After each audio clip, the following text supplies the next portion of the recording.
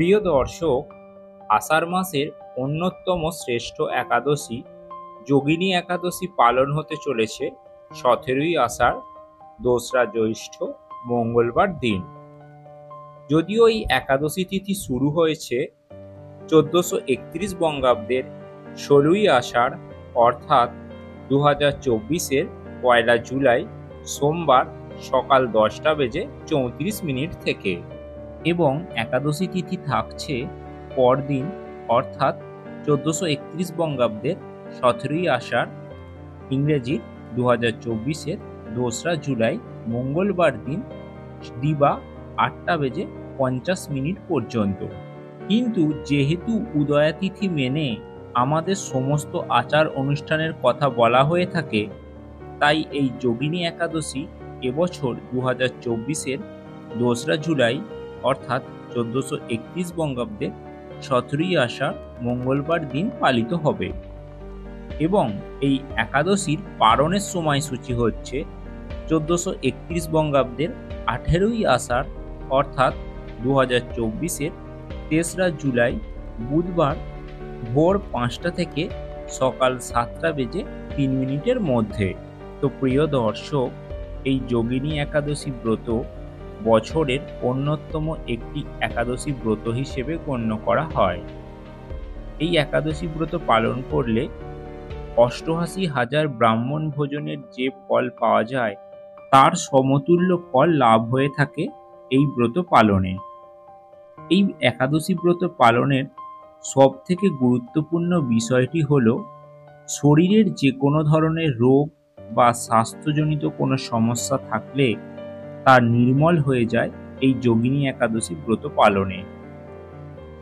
তাই যারা দীর্ঘদিন রোগে ভুগছেন, কোনো স্বাস্থ্য সমস্যা ভোগ করছেন, তাদের জন্য এই একাদশী ব্রতটি অবশ্যই পালন করা কর্তব্য। পাশাপাশি এই একাদশী ব্রত পালন করলে সমস্ত পাপ দূর হয় এবং পারিবারিক সুখ বজায় থেকে থাকে। তাই আপনারা পারলে এই যোগিনী একাদশী ব্রতটি পালন করার চেষ্টা করুন। আর এই একাদশী ব্রত মানেই এই দিনটি পুরোপুরিভাবে শ্রীহরি তথা ভগবান বিষ্ণুর উদ্দেশ্যে সমর্পিত করা হয়। তাই এই দিন আপনারা ভগবান বিষ্ণুরও পূজা করতে পারেন। আর এই শ্রীহরির পূজাতে যে জিনিসটি অবশ্যই প্রয়োজন বা অবশ্যই নিবেদন করবেন তা হলো তুলসী পাতা। আর এই যোগিনী একাদশী পালনের একটি গুরুত্বপূর্ণ বিষয় হলো এই দিন ভগবান বিষ্ণুর উদ্দেশ্যে একটি কলসী নিবেদন করা।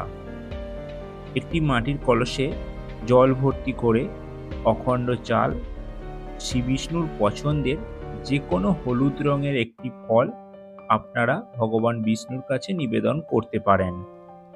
সাথে অবশ্যই একটি ঘিয়ের প্রদীপ প্রজ্বলন করবেন। এই দিন যদি আপনারা এই যোগিনী একাদশীর ব্রত পালন করতে চান, তাহলে ব্রহ্ম মুহূর্তে অথবা সকাল সকাল ঘুম থেকে উঠে প্রথমেই সংকল্প গ্রহণ করুন যে আজ আপনি এই উদ্দেশ্যে শ্রী বিষ্ণুর নামে যোগিনী একাদশী ব্রতটি পালন করছেন এবং তা যেন সুসম্পূর্ণ করতে পারেন। এরপর আপনারা স্নান করে পরিষ্কার শুদ্ধ বস্ত্র পরিধান করে শ্রীহরির পূজায় নিয়োজিত হন। এই দিন যতই শ্রীহরির নাম গান করবেন, কীর্তন করবেন, ততই এই ব্রতের ফল লাভ করবেন। যে সমস্ত ব্যক্তি এই একাদশী ব্রতটি পালন করবেন, তারা এই একাদশীর দিনে চালের তৈরি কোনো খাবার গ্রহণ করবেন না।